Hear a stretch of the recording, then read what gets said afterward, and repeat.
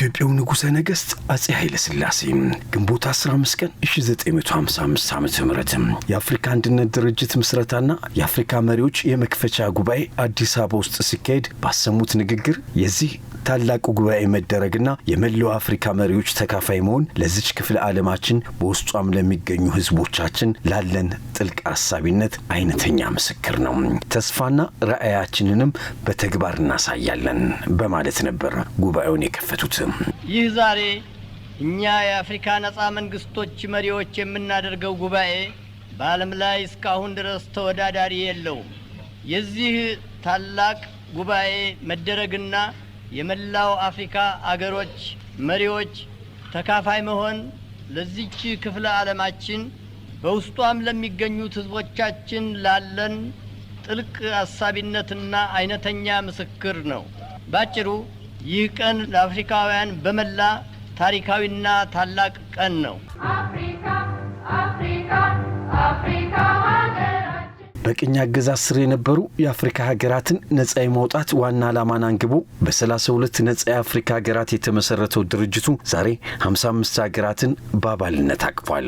ይህ ኢትዮጵያ መስርታ እውን እንዲሆን ያደረገችውና ያሳደገችው ድርጅት የቀድሞ የአፍሪካ አንድነት ድርጅት የአሁኑ አፍሪካ ህብረት ከተመሰረተ እነሆ 62ኛ ዓመት በዓሉን አክብሯል። በዓሉም በተለያዩ የአፍሪካ ሀገራት ዲፕሎማቶች ባህላቸውን በሚያስተዋውቁበት ኤግዚቢሽንና ባዛር እንዲሁም አፍሪካዊ ሙዚቃዎች ድግስ በአፍሪካ ህብረት ቅጽር ግቢና በኔልሰን ማንዴላ አዳራሽ ውስጥ ተከብሯል። በአከባበር ስነ ስርዓቱ ላይ ኢትዮጵያን በመወከል ንግግር ያደረጉት የኢትዮጵያ የውጭ ጉዳይ ሚኒስትር ዴኤታ አምባሳደር ሀደራ አበራ ኢትዮጵያ ለአፍሪካ ህብረት መመስረት ያደረገችውን አስተዋጽኦ አውስተው መጪው ጊዜ ለአፍሪካውያን ብሩህ መሆኑን አጽንቷል።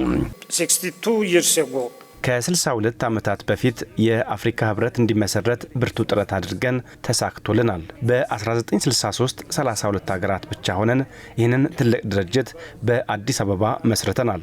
ለሁሉም አፍሪካውያንም ኩራቶች ሆነናል። ከቅኝ ግዛትና አፓርታይድ ስርዓት አፍሪካ ነጻ እንድትወጣ አድርገናል። አሁንም አፍሪካውያን በአንድ ቆመው ለሀገሪቱ ብልጽግና መስራት ይገባቸዋል። መጪው ጊዜም ለአፍሪካውያንና አፍሪካ ብሩህ ነው። to realize their vision of a united, peaceful and prosperous Africa. መቀመጫውን በኢትዮጵያ አዲስ አበባ አድርጎ 62 ዓመታትን ያስቆጠረው ድርጅቱ መቀመጫነቱን ከአዲስ አበባ ውጭ ለማድረግ በርካታ ሀገራት የተለያዩ ሰበቦችን በመደርደር ሲታገሉ ቢቆዩም አሁን እየተሰሩ በሚገኙ የኮሪደር ልማት ስራዎች አዲስ አበባ ይበልጥ እየጎመራች እንደምትገኝና ለዚህ አፍሪካዊ ድርጅት ብቻ ሳይሆን ለሌሎችም ዓለም አቀፍ ድርጅቶች መቀመጫነት በጣም የተመቸች ከተማ መሆኗን በዓመታዊ ክብረ በዓሉ ላይ ያገኘናቸው ተሳታፊዎች ገልጸውልናል። ከአፍሪካ አንድነት ድርጅት ወደ አፍሪካ ህብረት ሲዘዋወር ህብረቱን ከዚህ ለማንሳት ብዙ ጥረቶች ይደረጉ ነበርና እንደ ምክንያት ሲነሱ የነበሩ አፍሪካ ህብረት ለመቀመጫነት ለአፍሪካ አይመጥናትም፣ ጥሩ መንገዶች የሉም፣ ሆስፒታሎች የሉም፣ ትምህርት ቤት የለም፣ ኢንፍራስትራክቸር ዜሮ ነው፣ ስለዚህ እኛ እንውሰደው እያሉ የተለያዩ ሀገሮች ሜንሽን ያደርጉ ነበር። አሁን ግን ያንን የሚያነሱበትን መንገድ ወይም ያንን እንደ መከራከሪያ ነጥብ አድርገው ሊያነሱ የሚችሉበት ምንም መንገድ የለም። ሁሉም አሁን አዲስ አበባ ውስጥ ሁሉም ነገር ሙሉ ነው፣ ሁሉም ነገር ዝግጁ ነው። አሁን ላይ አዲስ አበባ ያለችበት ሁኔታ በተለይ ለዚህ ለኮንፈረንስ ቱሪዝም በጣም አመቺ የሆኑ የልማት ስራዎች ተሰርተዋል።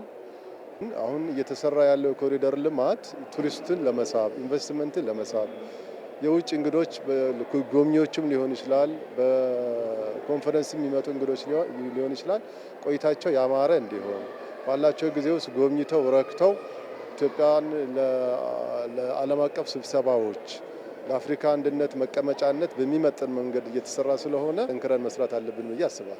ከተለያዩ የአፍሪካ ሀገራት የተውጣጡ ዲፕሎማቶችም የአዲስ አበባ እድገት እንዳስደመማቸውና ለአፍሪካ ህብረት መቀመጫነት የምትመጥን ከተማ ማድረግ መቻሉን ገልጸውልናል።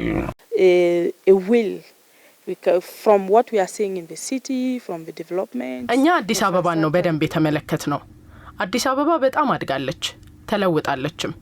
በመንግስት እየተሰሩ የሚገኙ መሰረተ ልማቶች የሚገርሙ ናቸው። የህብረተሰቡ መስተጋብርም የሚገርም ነው። ትምህርት ተስፋፍቷል። መሰረታዊ የሚባሉ አገልግሎቶችም እንደ ኤሌክትሪክና ውሃ የመሳሰሉት ነገሮች በሙሉ የተሟሉ ናቸው። ብዙ ነገሮች በመሻሻል ላይ ናቸው። እነዚህን ተመልክተናል። This is what I can say regarding what I observe. I'm so happy to have witnessed the change. ይህ ለውጥ በዓይኔ አይቼ ምስክር መሆን በመቻሌ በጣም ደስተኛ ነኝ። የኮሪደር ልማቱ ሲጀመር ጀምሮ እንደዚሁም አሁን የደረሰበትን ሁኔታ ተመልክቻለሁ። በጣም የሚገርም ነው። ይህ የልማት ስራ በአገሬም ቢሰራ ደስ ይለኛል። ከኢትዮጵያ የምንወስደው በርካታ ልምዶች አሉ። ሁላችንም አፍሪካውያን ሀገራት ይህን ልምድ ብንወስድ በእርግጠኛነት አፍሪካ ታድጋለች። ይህንን ስራ በመስራታችሁ ልትኮሩ ይገባል። Please kindly be proud of yourself. You are doing very good and we are also learning from you.